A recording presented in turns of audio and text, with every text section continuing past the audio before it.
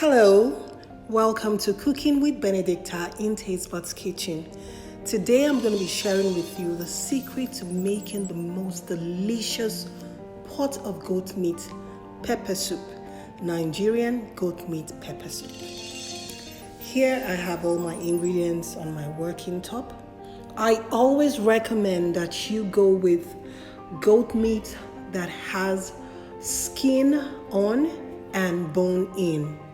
He goat to be precise. The male goats are usually more delicious. I have here all my ingredients. I have my ahiri or the African nutmeg calabash. That is a very delicious pepper soup spice. I have here my Scotch bonnet pepper chopped, which I'm going to be using as a garnish. I also have here my salt to taste, my ephedrine leaves, or you can call them scent leaves. I have here also my ahiri, my uyaya spice, and this is the broth made out of the uyaya spice, pounded and brewed in the pot for about 10 minutes to give you that broth. I have also my red onions blended. Now, you can see these ephedrine leaves, also known as scent leaves. If you do not have it in your own locality, you can use basil. Basil leaves will also give you a nice aromatic flavor. So into the pot, I'll toss my goat meat into the pot and pour in my uyaya broth. That is our pepper soup spice for today. And toss in some Cameroon pepper, some salt to taste, some seasoning cubes. I love to use beef seasoning cubes or chicken seasoning cubes. And then you toss in your ahiri spice. This is also known as pepper soup spice. And this is my red blended onions. Some people like to chop their onions in, but I love to blend my onions in. This is the ahiri spice, pepper soup spice. And I have my uda spice. The uda is a very aromatic spice. For it to give off its flavor, you have to pound it in a mortar and pestle, or you can blend it in. Now we are done blending, and I'm going to toss the uda spice into my pot of goat meat pepper soup, or my pot of goat meat. And then I'm going to toss in my blended Scotch bonnet pepper. Remember, this is optional. You can choose to add this, and you can choose to just go with the dried pepper version.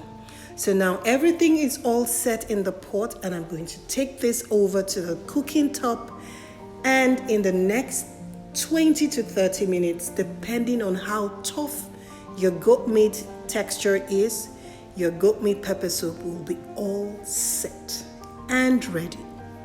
So here is my goat meat on my cooking top. I'm going to close it and cook it for the next 10 to 15 minutes. Remember, I am cooking this in its own juices.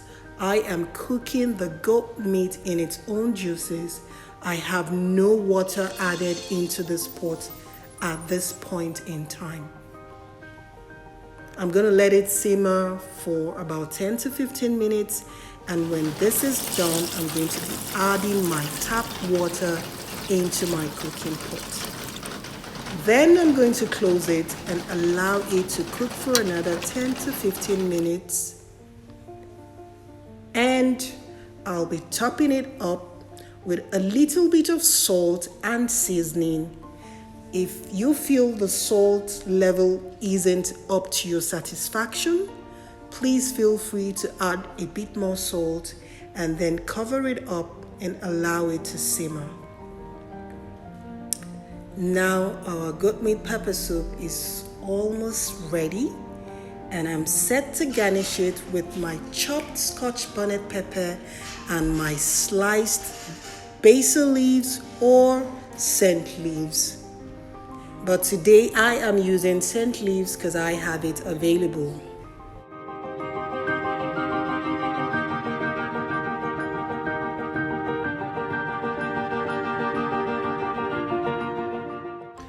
Now we're going to move over to the boiling pot and check the texture of our goat meat. If the goat meat is all soft to the consistency that we desire, then our goat meat pepper soup is all set to be garnished. I'm going to be tossing in my chopped scent leaves and my chopped Scotch bonnet pepper. This is going to add some flavor and it's going to make it look really presentable. Now remember, the Scotch bonnet pepper is optional. If you don't want it to be too spicy, you can opt not to add more Scotch bonnet pepper into your soup.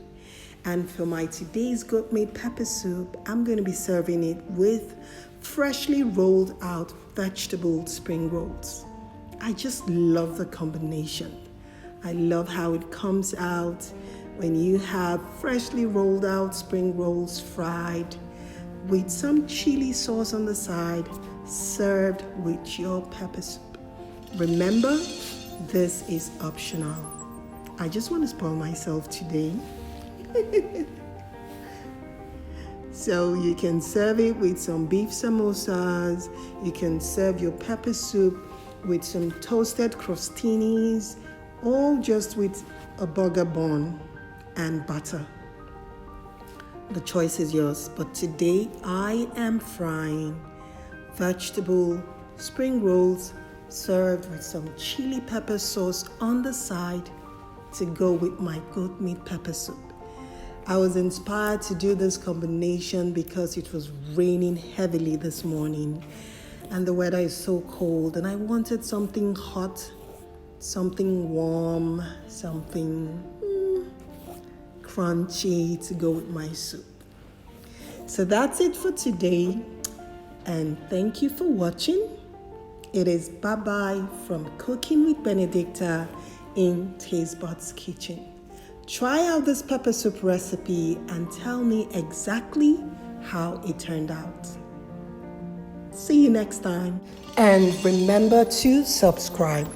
That is, if you haven't subscribed to this YouTube channel.